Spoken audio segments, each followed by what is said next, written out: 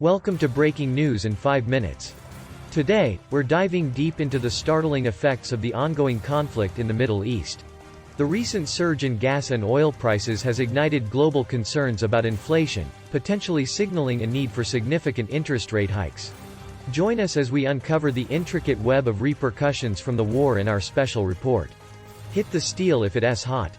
This classic proverb summarizes the need to seize an opportunity when it arises. However, the flip side of the coin reveals that the consequences of a negative event can amplify significantly, especially if it transpires amidst an existing crisis. That's precisely what we're witnessing with the current conflict in Gaza. Happening post-pandemic, amid inflationary crises and elevated interest rates, this conflict threatens to deal a fatal blow to an already ailing global economy. The subsequent effects of the conflict might reverberate across multiple economic aspects, including energy prices, interest rates, and the ongoing war in Ukraine. The recent eruption of the conflict has sent shockwaves through the global economy, primarily impacting the prices of essential energy commodities. The oil and gas prices, in particular, have been profoundly affected. The abrupt shift in crude oil prices, surging from $84.50 to $91.30 per barrel, stems from mounting concerns over potential involvement from Iran, which could prompt the U.S. to reinforce its crude oil embargo on the Islamic Republic.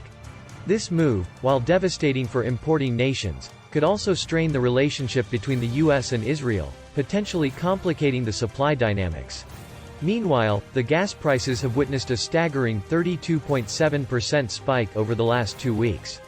Chevron's announcement of the closure of one of its gas extraction platforms near the Israeli coast, following security concerns, has exacerbated the situation. With the peak gas consumption season approaching in Europe and the Russian supply already restricted, this development spells trouble for the global economy. The threat of terrorism has also loomed over the Suez Canal, a critical international trade route. The involvement of Hezbollah in Lebanon and the Houthi paramilitary groups in Yemen in the conflict has raised concerns about potential disruptions to the maritime trade flow.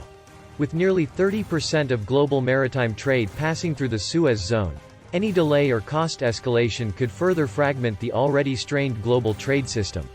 As the conflict escalates, the repercussions on the global economy are becoming increasingly palpable. The looming inflation, triggered by the 10% spike in oil prices, is expected to impede private consumption and dent the global GDP by 0.15%. This translates to a significant loss of nearly $160 billion, particularly impacting oil-importing nations. The rise in fuel prices not only curtails household spending on various goods and services but also inflates the costs of transportation, leading to a subsequent decline in private consumption. With the conflict adding pressure on central banks that have already been aggressively combating inflation, the situation has become increasingly precarious. The European Central Bank and the U.S. Federal Reserve have hiked interest rates to 4.5% and 5.25%, respectively, leading to adverse impacts on investment, debt-ridden households, and profit margins for businesses. However, if the energy price surge extends to industrial costs, it might necessitate further tightening of monetary policies, despite the recent economic slowdown. The prevailing uncertainty has cast a shadow over new investments globally.